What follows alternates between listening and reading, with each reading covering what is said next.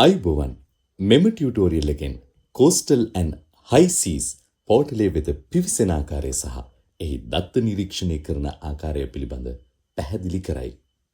මුලින්ම ඔබගේ username සහ password ඇතුළත් කර පද්ධතියට පිවිසෙන්න. එවිට ඔබව coastal and high seas පෝර්ටලේ වෙත යොමු කරනු ඇත.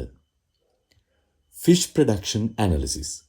පළමුවෙන් ඇති fish production analysis tab එක තුල province, district, harbour, fish name සහ date range යන filters භාවිතා කර අදාළ ප්‍රදේශය, වරාය, මාළු වර්ගය සහ කාල සීමාව අනුව දත්ත වෙන් කරවා ගන්න. මෙමගින් fish production ලෙස මුළු මත්ස්‍ය නිෂ්පාදනයත්, total active fishes සහ total operational boats ලෙස වෘතියේ යෙදෙන පිරිස සහ යාත්‍රා සංඛ්‍යාවන් සංඛ්‍යාත්මකව පෙන්වයි. එමෙන්ම fish wise production bar chart එකකින් මත්ස්‍ය වර්ග අනුව නිෂ්පාදනයත්, area wise fish production map view එකෙන් ප්‍රදේශ අනුව නිෂ්පාදනයත් පැහැදිලිව නිරීක්ෂණය කළ හැක. timeline view. මීළඟට ඇති timeline view tab එක තුල province, district, harbour, fish name, year, season, view, comparison සහ month යන filters භාවිතා කර කාලය සහ ප්‍රදේශය අනුව දත්ත සංසන්දනය කළ හැක.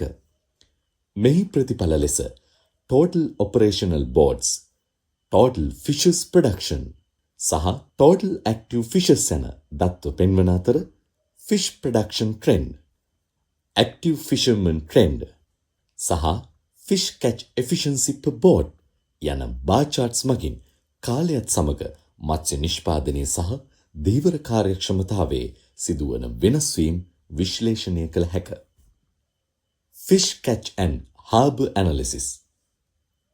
එමෙන්ම fish catch and harbour analysis tab එක තුල province, district, harbour, fish name, year, season සහ date range යන filters භාවිතා කර වරාය සහ මාළු වර්ගය අනුව තොරතුරු වෙන් කරගත හැක. මෙහිදී active fishes, fish production සහ total operational boats යන දත්ත සංඛ්‍යාත්මකව පෙන්වන අතර top 5 fish catch analysis bar chart එක මගින් වැඩිම අස්වැන්නක් ලැබෙන මාළු වර්ග 5 සහ top 5 harbour analysis bar chart එක මගින් හොඳම වරායන් 5 පිළිබඳ සංසන්දනාත්මකව විශ්ලේෂණයක් ලබා ගත හැක. Ask me more.